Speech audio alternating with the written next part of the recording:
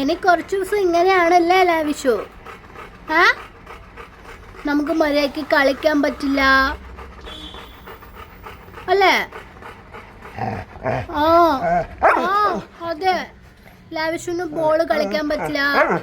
അപ്പോൾ ഇതാണ് നമ്മുടെ ലാവിക്കുട്ടിയുടെ വിഷമം. അവളുടെ ഡെയിലി ആക്ടിവിറ്റീസ് ഒക്കെ അങ്ങ് സ്റ്റോപ്പായി പോയിട്ടുണ്ട്. എപ്പോഴും ചെയ്യുന്നത് പോലെ അല്ല ഇപ്പം ഞങ്ങളുടെ റൊട്ടീനൊക്കെ. ഒരുപാട് റെസ്ട്രിക്ഷൻസ് വന്നിട്ടുണ്ട്.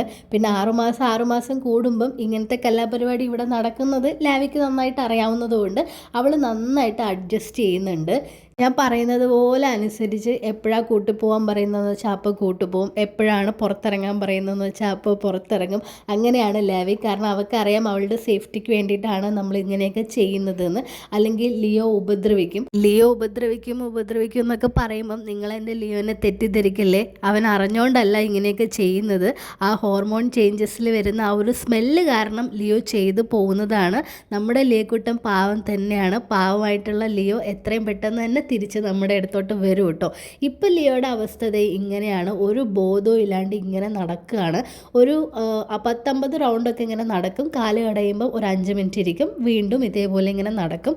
കൂട്ടായിട്ട് അവൻ്റെ ടവലും കയ്യിലുണ്ട്. പിന്നെ ലിയോൻ്റെ ഈ പ്രകടനങ്ങളൊക്കെ കഴിഞ്ഞാൽ ഒരു പ്രോപ്പർ ട്രീറ്റ്മെൻറ്റ് കൊടുക്കുന്നതും സ്ഥിരമായിട്ടുള്ളൊരു പരിപാടിയാണ്. കാരണം ഇങ്ങനെ ഒരുപാട് നടക്കുന്നത് കാരണം അവൻ്റെ കാലിന് പണി കിട്ടാനുള്ള ചാൻസ് ഉണ്ട്. പിന്നെ കൂട്ടിൽ വെള്ളമൊക്കെ മറച്ചിട്ട് അങ്ങനെയൊക്കെയാണ് കിടത്തമൊക്കെ. അതുകൊണ്ട് സ്കിൻ ഇൻഫെക്ഷൻ വരാനുമുള്ള സാധ്യതയുണ്ട്. അപ്പോൾ എല്ലാം ഇതൊക്കെ കഴിഞ്ഞിട്ട് വേണം ട്രീറ്റ്മെൻറ്റ് എടുക്കാനായിട്ട്.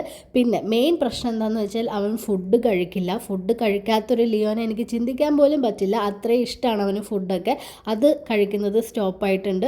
അങ്ങനെ മൊത്തത്തിൽ ഞങ്ങളുടെ ലൈഫേ തല തിരിഞ്ഞൊരവസ്ഥയിലൂടെയാണ് ഇപ്പോൾ കടന്നു പോകുന്നത്. ലാവി എങ്ങനെ ഓക്കെ അല്ലേ എന്ന് ചോദിച്ച് കുറച്ച് മെസ്സേജസ് കണ്ടിട്ടുണ്ടായിരുന്നു. ലാവി ഇവിടെ ഓക്കെയാണ്, അവൾ ഹാപ്പിയാണ്.